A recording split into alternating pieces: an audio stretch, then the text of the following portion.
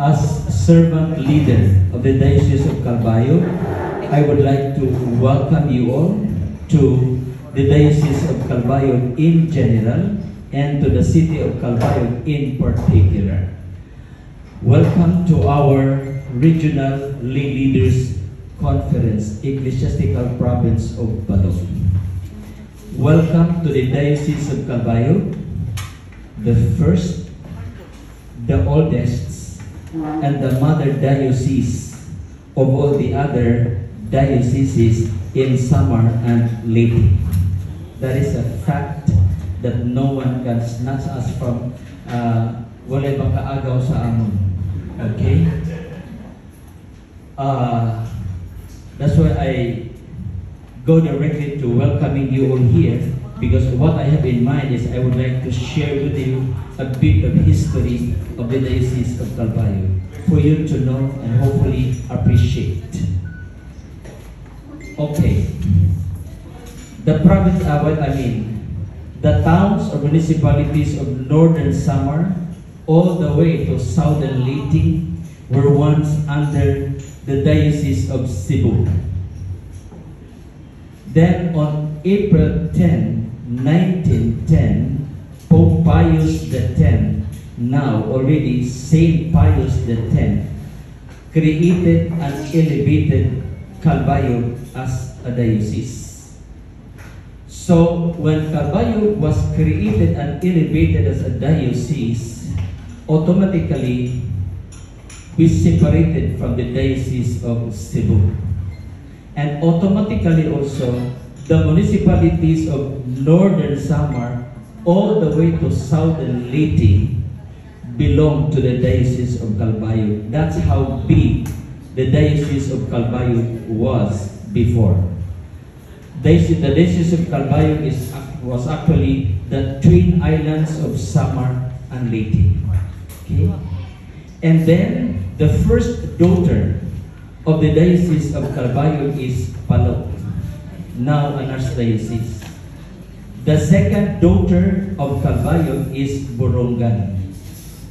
The third daughter of Calbayog is Maasin. The fourth is Katarman. Naval is a granddaughter of Calbayog because when Balog became a diocese, Naval belonged to the Diocese of Balog then. Okay? But how come the Diocese of Maasin is not a suffragan diocese of the ecclesiastical province of Balog? Because of the dialect. The Maasin diocese, they are generally Cebuano speaking with Boholano Matuno. Ija. That's it. Like Dumaguete, Negros. Strictly speaking, Dumaguete diocese should belong to Negros, but Dumaguete as a diocese is a suffragan of the Archdiocese of Cebu. So in the ecclesiastical province of Balog, the suffragan dioceses are Borongan, Katarman, Calbayog, and Navarro. So the fact that the Diocese of Calbayog is the first, the oldest, the mother diocese of all the other dioceses in Samar and Leyte, so our cathedral over there, the Cathedral of Saints Peter and Paul, is the first and the oldest cathedral of all the cathedrals in Samar and Leyte. When we speak of cathedral, each diocese should only have one cathedral, because the cathedral is the seat of the diocese, just as the capital is the seat of the province of Samar, etc. So, the Cathedral of Calbayog is the first and the oldest cathedral of all the cathedrals in Samar and Leyte. And since it is called as the Cathedral of Saints Peter and Paul, it will follow then that the patrons of the Diocese of Calbayog are Saints Peter and Paul as well. Okay?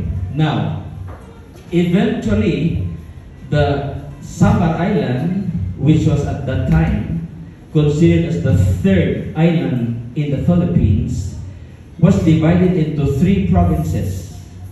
The province of Eastern Samar, the capital is Burungan, and now Diocese of Burungan.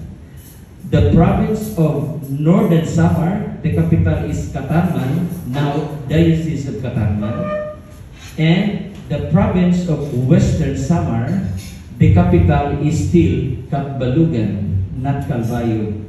Why? Because when Samar Island was just one province, the capital was Catbalogan. That explains why the Capitol building is in Catbalogan.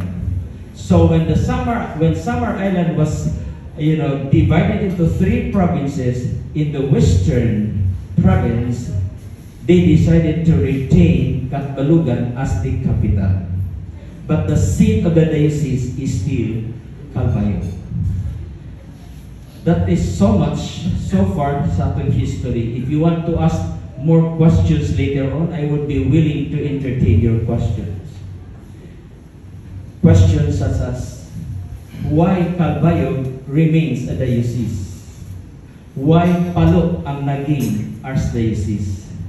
There is a story behind that would take us 3 chapters to discuss. Because when Calbayog was elevated as a diocese, Lipa, Zamboanga, and Tuguegarao were also elevated as a diocese. Meaning, on August 10, 1910, Pope Pius X elevated these 4 into a diocese. Calbayog, Zamboanga, Lipa, and Tuguegarao. And these 3 are already archdioceses. Only Calbayog remains a diocese. There are 3 chapters behind to explain to you, for you to understand why. Let's come to the affair.